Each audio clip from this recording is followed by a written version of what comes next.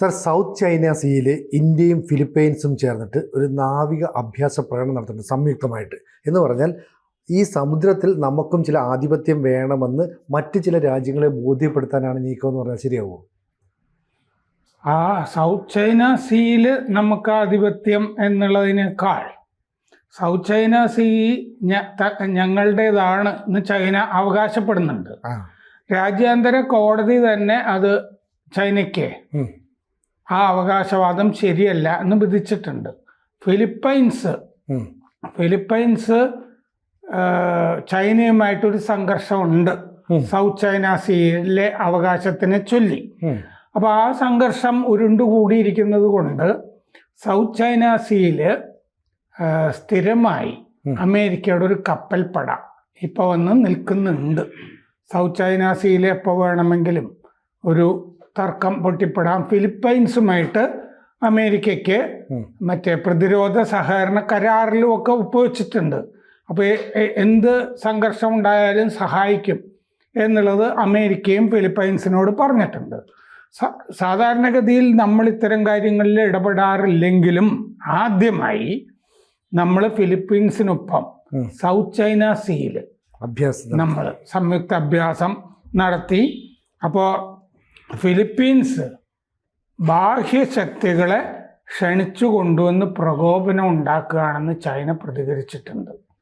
നമ്മുടെ യുദ്ധക്കപ്പലുകൾ ഇപ്പോൾ ചൈനയുടേതെന്ന് അവകാശപ്പെടുന്ന സൗത്ത് ചൈന സീയിൽ ആദ്യമായി ചെന്ന് ഈ അഭ്യാസമൊക്കെ നടത്തി കഴിഞ്ഞപ്പോൾ ഇന്ത്യ പ്രകോപനം ഉണ്ടാക്കുകയാണ്. ഫിലിപ്പൈൻസ് ഇന്ത്യയെ ക്ഷണിച്ചു കൊണ്ടുവന്ന് അനാവശ്യ പ്രകോപനം ഉണ്ടാക്കുകയാണെന്ന് ചൈന പറഞ്ഞിരിക്കുന്നത്. ഇന്ത്യൻ യുദ്ധക്കപ്പലുകൾ സൗത്ത് ചൈന സീയിൽ പട്രോളിംഗ് നടത്തി. അപ്പം നമ്മൾ ഫിലിപ്പൈൻസിൻ്റെ കൂടെയാണ്, ഒരു സംഘർഷമുണ്ടായാൽ ഞങ്ങൾ ഫിലിപ്പീൻസിൻ്റെ കൂടെയാണെന്നുള്ള സന്ദേശമാണ് ഇന്ത്യ ചൈനയ്ക്ക് കൊടുത്തിരിക്കുന്നത്. ഇത് എപ്പോഴാണ് നടന്നതെന്ന് വെച്ചാൽ പ്രസിഡന്റ് ഫിലിപ്പീൻസിൻ്റെ ഫെർഡിനാൻഡ് മാർക്കോസ് ഇന്ന് ന്യൂഡൽഹിയിൽ വന്നിട്ടുണ്ട്. അപ്പോൾ ന്യൂഡൽഹിയിലേക്ക് ഫെർഡിനാൻഡ് മാർക്കോസ് പുറപ്പെടുന്നതിൻ്റെ തലേന്ന് ഈ ഞായറാഴ്ച ആയിരുന്നു, ഈ ഞായറും തിങ്കളും ഒക്കെ ആയിരുന്നു ഈ സംയുക്ത സൈനിക അഭ്യാസ പ്രകടനങ്ങൾ. 2 ദിവസം ആയിരുന്നു ഇത്. 3 കപ്പലുകൾ, നമ്മളെ ഈ പറഞ്ഞ പോലെ 3 കപ്പലുകൾ ഉണ്ടായിരുന്നു. ഞായറാഴ്ച തുടങ്ങി മാർക്കോസ് പോകുന്നതിൻ്റെ, ഫെർഡിനാൻഡ് മാർക്കോസ് ഡൽഹിക്ക് പുറപ്പെടുന്നതിൻ്റെ തലേന്ന് ഞായറാഴ്ച തുടങ്ങി. അപ്പോൾ ഞായർ തിങ്കൾ 2 ദിവസം. 2024 കഴിഞ്ഞ കൊല്ലം ഫിലിപ്പൈൻസ് പല രാജ്യങ്ങളുമായിട്ടും പ്രതിരോധ സഹകരണ കരാർ ഒപ്പുവെച്ചിരുന്നു. ഈ ചൈനയുടെ ഭീഷണി ഉള്ളതുകൊണ്ട്. ചൈനയുടെ ഭീഷണി തായ്വാനും ഉണ്ട്. ആ ഭാഗത്തും അമേരിക്കയുടെ കപ്പലുകളും. ഇപ്പോൾ തായ്വാന് ചുറ്റും ഇടയ്ക്കിടയ്ക്ക് വിമാനങ്ങൾ പറക്കുന്നുണ്ട് ചൈനയുടെ, പേടിപ്പിച്ചുകൊണ്ട്. ഒരു മാസം 27 തവണയൊക്കെ പറക്കുന്നുണ്ട്. അപ്പോൾ കഴിഞ്ഞ ആഴ്ച മനിലയിൽ നമ്മുടെ കപ്പലുകൾ പോയി, ഫിലിപ്പൈൻസിൻ്റെ തലസ്ഥാനം മനില തുറമുഖത്ത്. അപ്പോൾ അതിലൊന്ന് നമ്മുടെ ഗൈഡഡ് മിസൈൽ ഡിസ്ട്രോയർ, യുദ്ധക്കപ്പൽ, മിസൈലുകളെയൊക്കെ തകർക്കുന്ന INS ഡൽഹി ആണ് അതിലൊരു കപ്പൽ. പിന്നെ പട്രോള് ഞായറാഴ്ച ഉച്ചയ്ക്കാണ് തുടങ്ങിയത്. ഈ ചൈനയുടെ തെക്കൻ കമാൻഡ് വക്താവ് കേണൽ ടിയാൻ ജുൻലി പറഞ്ഞു, ഇത് ഇങ്ങനെ ഇന്ത്യയുടെ യുദ്ധക്കപ്പലുകൾ അവിടെ ചെയ്തിരിക്കുന്നത് it undermines regional peace and stability എന്ന് പറഞ്ഞു. ഈ മേഖലയിലെ സമാധാനത്തിനെ തകർക്കുന്ന പരിപാടിയാണ് ഇത്. പിന്നെ സ്ഥിരത, അതിനെയും അട്ടിമറിക്കുന്ന പരിപാടിയാണിത് എന്ന് പറഞ്ഞിട്ടുണ്ട്. ഞങ്ങളും ജാഗ്രതയോടെ ഞങ്ങളുടേതായ പട്രോൾ നടത്തുന്നുണ്ട് കടലിൽ എന്ന് പറഞ്ഞിട്ടുണ്ട്. അപ്പോൾ ഈ രാജ്യാന്തര ഈ മറൈൻ ലോസ് ഇല്ലേ, കടൽ നിയമങ്ങൾ, നാവിക നിയമങ്ങൾ ഒക്കെ അംഗീകരിക്കുന്ന രാജ്യങ്ങളാണ് ഫിലിപ്പൈൻസും ഇന്ത്യയും എന്ന് ഇന്ത്യയും ഫിലിപ്പൈൻസും പറയുന്നുണ്ട്. അങ്ങനെ പറഞ്ഞാൽ എന്താണ് അർത്ഥം? ആ നിയമങ്ങൾ ചൈന അംഗീകരിക്കുന്നില്ല, അവർക്ക് ബാധകമല്ലാത്ത വണ്ണമാണ് അവർ സൗത്ത് ചൈന സീയിൽ പെരുമാറിക്കൊണ്ടിരിക്കുന്നത്. അപ്പോൾ ഫിലിപ്പൈൻസ് ആണെങ്കിൽ നമ്മുടെ കയ്യിൽ നിന്ന് ബ്രഹ്മോസ് വാങ്ങിച്ച രാജ്യമാണ്. അവർ ഫിലിപ്പൈൻസ് വാങ്ങിച്ചിരിക്കുന്ന ബ്രഹ്മോസ് ഒരു മണിക്കൂറിൽ 3450 കിലോമീറ്റർ സ്പീഡ് വേഗമുള്ള ബ്രഹ്മോസ് ആണ്. അതും കപ്പൽ വേദ മിസൈലാണെന്ന് തോന്നുന്നു. അതെ. അപ്പോൾ ഇന്ത്യ ക്വാഡ് സഖ്യത്തിലുണ്ട്.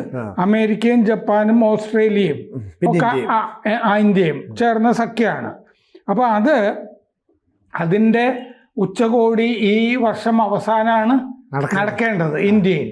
അതിന് ട്രംപ് വരേണ്ടതാണ്. പക്ഷെ ഇപ്പോഴത്തെ സാഹചര്യത്തിൽ ട്രംപ് വരുമോ എന്നുള്ള കാര്യം സംശയവും ആണ്. ക്വാഡ് ഉണ്ടാക്കിയത് ശരിക്കും ചൈനയ്ക്കെതിരെ ഒരു സഖ്യം എന്നുള്ള നിലയ്ക്കാണ്. പക്ഷെ ഇപ്പോഴത്തെ അവസ്ഥയിൽ എന്താന്ന് വെച്ചാൽ മറ്റേ തീരുവ വിഷയത്തിൽ വേണമെങ്കിൽ ഇന്ത്യയും ചൈനയും തമ്മിൽ വേണമെങ്കിൽ ഒന്നിച്ച് കൂടാവുന്ന അവസ്ഥയുണ്ട്. എന്താന്ന് വെച്ച് കഴിഞ്ഞാൽ അത് നമ്മളെക്കാൾ കൂടുതൽ ചൈനയെ ബാധിക്കുന്ന തരത്തിലാണ് ആ തീരുവയുടെയൊക്കെ കണക്ക് വന്നിരിക്കുന്നത്. അതേസമയം നമ്മൾ നോക്കുകയാണെങ്കിൽ ഇന്ത്യ അമേരിക്ക കച്ചവടം എന്ന് പറയുന്നത് 2024-25 $186 ബില്യൺ ആയിരുന്നു. അത് നമ്മൾ മൊത്തം നടത്തുന്ന വിദേശ കച്ചവടത്തിൻ്റെ 10% മാത്രമാണ്. വേണമെങ്കിൽ വേണ്ടാന്ന് വെക്കാവുന്നതാണെന്നാണ് ഈ പറഞ്ഞു വരുന്നത്. പക്ഷേ അമേരിക്ക ചൈന കച്ചവടം ഇതേ കാലയളവിൽ $582.4 ബില്യൺ. നമ്മുടേത് ഇത് 186 ബില്യൺ. ചൈനയും അമേരിക്കയും തമ്മിലുള്ള കച്ചവടം 582.4 ബില്യൺ എന്ന് പറഞ്ഞാൽ ചൈനയും അമേരിക്കയും തമ്മിൽ വലിയ കച്ചവടം നടക്കുന്നുണ്ട്. എന്നിട്ടാണ് ഈ തീരുവ. അപ്പോൾ അമേരിക്കയുടെ കയറ്റുമതി ചൈനയ്ക്ക് എന്ന് പറയുന്നത് 147.5 ബില്യൺ. അപ്പോൾ ചൈനയിൽ നിന്നുള്ള അമേരിക്കയുടെ ഇറക്കുമതി $438.9 ബില്യൺ. വലിയ കച്ചവടം നടക്കുന്നുണ്ട്. അപ്പോൾ വാണിജ്യം മിച്ചം ചൈനയ്ക്കാണ് കൂടുതൽ, ഇന്ത്യ അല്ല. അപ്പോൾ ഇങ്ങനെ ഈ തീരുവയുടെ കാര്യത്തിൽ ഇപ്പോൾ ചൈനയ്ക്കാണ് കൂടുതൽ ചുമത്തിയിരിക്കുന്നത്. എങ്കിലും ഇന്നലെയൊക്കെ ട്രംപ് പറഞ്ഞ അനുസരിച്ച് നമുക്കൊരു പിഴ റഷ്യൻ എണ്ണ ആയുധം ഇതൊക്കെ വാങ്ങുന്നത് കൊണ്ട് ഒരു പിഴയും കൂടി 25% പുറമെ ഒരു പിഴയും കൂടി വരുന്നുണ്ട്. അത് ചിലപ്പോൾ ബ്രിക്സ് രാജ്യങ്ങൾക്ക് 100% ഒക്കെ ആകാം റഷ്യയുമായിട്ട് ഇടപാടുള്ള. അങ്ങനെയാണെങ്കിൽ 125 പിഴ എത്രയാണെന്ന് പറഞ്ഞിട്ടില്ല. ചൈനയുമായി അപ്പോൾ അങ്ങനെ ഇന്ത്യക്ക് പിഴ ചുമത്തുമ്പോൾ ചൈനയുടെ സ്ഥാനം എവിടെയായിരിക്കും, ചൈനയുടെ തീരുവ കുറഞ്ഞിരിക്കുമോ എന്നൊരു ലേഖനത്തിൽ ഞാൻ വായിച്ചു. അത് എന്താന്ന് വെച്ചാൽ ചൈനയിൽ നിന്ന് ഈ അപൂർവ ധാതുക്കൾ, റെയർ എർത്ത് മെറ്റൽസ് അമേരിക്കയ്ക്ക് ആവശ്യമുണ്ട് ചൈനയിൽ നിന്ന്. അപ്പോൾ അതുപോലെ ഈ റെയർ എർത്ത് മെറ്റൽസ്, മാഗ്നറ്റ്സ് ഇതിലൊക്കെ നിയന്ത്രണം ഏർപ്പെടുത്തിയിട്ടുണ്ട് ചൈന. അപ്പോൾ ചൈനയോട് കുറച്ചുകൂടി ഇളവ് കാണിക്കാൻ സാധ്യതയുണ്ടോ എന്ന് ശ്യാം ശരൺ, നമ്മുടെ പഴയ അംബാസഡർ, എഴുതിയൊരു ലേഖനത്തിൽ ഇങ്ങനൊരു ചോദ്യം ഉന്നയിക്കുന്നുണ്ട്. അങ്ങനെയാണെങ്കിൽ അമേരിക്ക കൂടുതൽ ചൈനയ്ക്ക് തീരുവ ചുമത്തതിൽ നിന്ന് പിൻവാങ്ങിയിട്ട് ഇന്ത്യയുടെ മോളിൽ തീരുവ ചുമത്തുമോ അത് നമ്മൾ ശ്രദ്ധിക്കണം എന്ന് അദ്ദേഹം പറഞ്ഞിട്ടുണ്ട്. പക്ഷെ 1968 ഇന്ത്യ ആണവ ഉടമ്പടിയിൽ ഒപ്പിടാൻ വിസമ്മതിച്ചിരുന്നു. അമേരിക്ക പറഞ്ഞ പോലെ നമ്മൾ കേട്ടില്ല. 1995 ആണവ പരീക്ഷണ നിരോധനത്തിനും നമ്മൾ വഴങ്ങിയില്ല, അമേരിക്ക പറഞ്ഞിട്ട്. അപ്പോൾ നമുക്ക് പരമാവധി GDP കുറവ് വരുന്നത് 2% ആയിരിക്കും. GDP വളർച്ച അതങ്ങ് പോക്കോട്ടെ, ഇത് വേറെ എവിടുന്നെങ്കിലും നമുക്ക് ഉണ്ടാക്കാം എന്ന് വെക്കേണ്ട കാര്യമേ ഉള്ളൂ. കാരണം നമുക്ക് റഷ്യയിൽ നിന്ന് എണ്ണ വാങ്ങുന്നത് കൊണ്ട് വലിയ ലാഭമാണ്. വേറൊരു സ്ഥലത്ത് നിന്ന് എണ്ണ വാങ്ങുകയാണെങ്കിൽ പിന്നെയും പൈസ കൂടുതൽ കൊടുക്കണ്ടേ. അപ്പോൾ അതുകൊണ്ട് ഇപ്പോൾ ഒരു ശീതസമരം, ട്രംപ് ചിലപ്പോൾ ക്വാഡ് ഉച്ചകോടിക്ക് വന്നില്ല എന്ന് വരാം. അത് പക്ഷേ ഈ വർഷം അവസാനമാണ്. അതിന് മുമ്പ് സെപ്റ്റംബറിൽ ചിലപ്പോൾ ട്രംപ് ഇനിയും പ്രസിഡന്റ് ആയിരിക്കുമോ എന്നുള്ള കാര്യത്തിലും സംശയമുണ്ട്. തീരുമാനം വരാം. സാർ, ശരിക്കും പറഞ്ഞാൽ ഇപ്പം ഈ പറയുന്ന ഈ റഷ്യയുടെ ഒക്കെ ഒരു ഇടപെടൽ, അമേരിക്കയുടെ ഒരു ഈ ഇരു രാജ്യങ്ങളും തമ്മിൽ നേരിട്ടൊരു ഏറ്റുമുട്ടലിലേക്ക് പോകാനുള്ള സാഹചര്യങ്ങളൊക്കെ ഉരുത്തിരിയുന്നുണ്ടോ? ഈ റഷ്യയും അമേരിക്കയും അതെ രണ്ടുപേരും തമ്മിൽ ഈ ആണവ ഭീതി ഉയർത്തുന്ന കുറെ വർത്തമാനം ഇപ്പോ നടന്നു. അത് റഷ്യയുടെ പഴയ പ്രസിഡന്റ് മെദ്വദേവ് ആണ് ആദ്യം എക്സിൽ ഒരു പോസ്റ്റ് ഇട്ടത് ആദ്യം. അപ്പോൾ അതെന്താന്ന് വെച്ചാൽ ഈ മെദ്വദേവ് ആരാണെന്ന് നമ്മൾ ആലോചിക്കണം. മുമ്പ് അദ്ദേഹം റഷ്യയുടെ പ്രസിഡന്റ് ആയിരുന്നു. 2008-2012 കാലത്ത് റഷ്യയുടെ പ്രസിഡന്റ് ആയിരുന്നു. അദ്ദേഹം പ്രസിഡന്റ് ആയിരുന്നപ്പോൾ പുടിൻ പ്രധാനമന്ത്രിയായിരുന്നു. അത് കഴിഞ്ഞ് ഇയാളെ പ്രസിഡന്റ് സ്ഥാനത്ത് നിന്ന് പുറത്താക്കിയിട്ട് പുടിൻ പ്രസിഡന്റായി. അപ്പൊ മെദ്വദേവ് പ്രധാനമന്ത്രിയായി. നാണവും മാനവും ഉള്ള ആളുകൾ ഈ പണിക്ക് പോവില്ല. അപ്പൊ മെദ്വദേവിന് നാണവും മാനവും ഇല്ല എന്നുള്ളത് വ്യക്തം. എന്നിട്ട് ഈ മെദ്വദേവ് ആ സ്ഥാനമൊക്കെ പോയിട്ട് ഇപ്പോ സുരക്ഷാ ഉപദേഷ്ടാവായിട്ട് ജീവിക്കുകയാണ് പുടിന്റെ കീഴില്. അപ്പൊ പുടിന്റെ ഒരു വേട്ടപ്പട്ടിയുടെ സ്ഥാനമാണ് മെദ്വദേവിനുള്ളത്.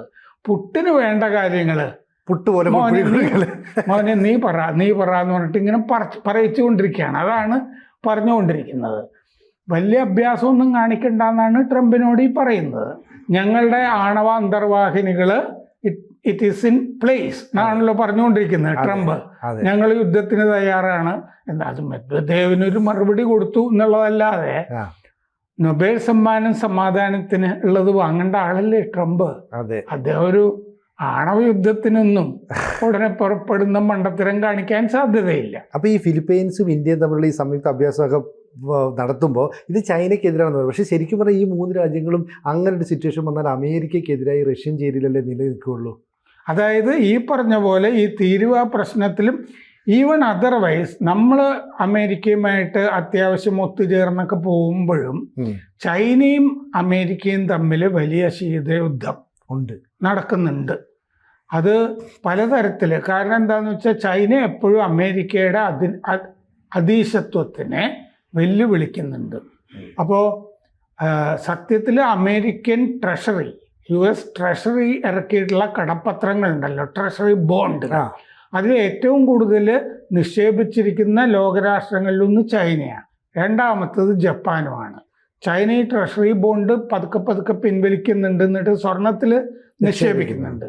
പക്ഷേ ഈ ട്രഷറി ബോണ്ടിൽ നിന്ന് മൊത്തത്തിൽ പിൻവലിച്ചു കഴിഞ്ഞാൽ ശരിക്കും വലിയ പ്രതിസന്ധി വരും അമേരിക്ക ഈ പറയുന്ന സാമ്പത്തികമായി വലിയ ഭദ്രതയിലൊന്നും അല്ല ഇപ്പം നിൽക്കുന്നത്. അതുകൊണ്ടാണ് ഈ ഓരോരോ അഭ്യാസം കാണിച്ച് നോക്കുന്നത്. അപ്പം നമ്മളും ഞങ്ങളുടെ കയ്യിലും ചിലതുണ്ട് എന്ന് പറഞ്ഞിട്ട് നമ്മൾ സൗത്ത് ചൈന സീയില് പോയി അഭ്യാസം, അതെ, ഫിലിപ്പൈൻസിന്റെ കൂടെ അമേരിക്ക ഒന്നുമില്ലെങ്കിലും ഞങ്ങളൊക്കെ മതി എന്ന് പറയാനാണ് നമ്മുടെ 3 കപ്പലുകളിൽ, അതും യുദ്ധക്കപ്പലുകൾ പോയി ഇപ്പോൾ സംയുക്ത അഭ്യാസം നടത്തിയിരിക്കുന്നത്. അപ്പോൾ ചൈനയും അത്യാവശ്യം നമുക്ക് വരുതിക്ക് നിർത്തണം. പിന്നെ അമേരിക്കയുമായിട്ടുള്ള യുദ്ധത്തിലും ചൈന നമ്മുടെ കൂട്ടത്തിലല്ലേ അപ്പം നിൽക്കുള്ളൂ, അത്രേ ഉള്ളൂ പല കാര്യങ്ങളിലും. അപ്പോൾ ചൈന ഒരിക്കലും അമേരിക്കയുടെ കൂടെ നിൽക്കില്ല. പക്ഷെ ഞാൻ പറഞ്ഞു വന്നത്, ചൈനയ്ക്ക് ഇന്ത്യയുമായി വലിയ കച്ചവടം നിലവിലുണ്ട്. അപ്പോൾ അതുകൊണ്ട് ചൈനയോട് ഈ തീരുവ യുദ്ധത്തിൽ ഇന്ത്യയേക്കാൾ കൂടുതൽ ഇളവ് കാണിക്കുമോ എന്നൊരു ചോദ്യം നിലനിൽക്കുന്നുണ്ട്. അത് ഇനി വരും ദിവസങ്ങളിലേ അറിയാൻ പറ്റുള്ളൂ. കൂടുതൽ വാർത്തകളും വിശേഷങ്ങളും നിങ്ങളിലേക്ക് എത്താൻ ABC മലയാളം സബ്സ്ക്രൈബ് ചെയ്യുക, ബെൽ ബട്ടണും അമർത്തുക.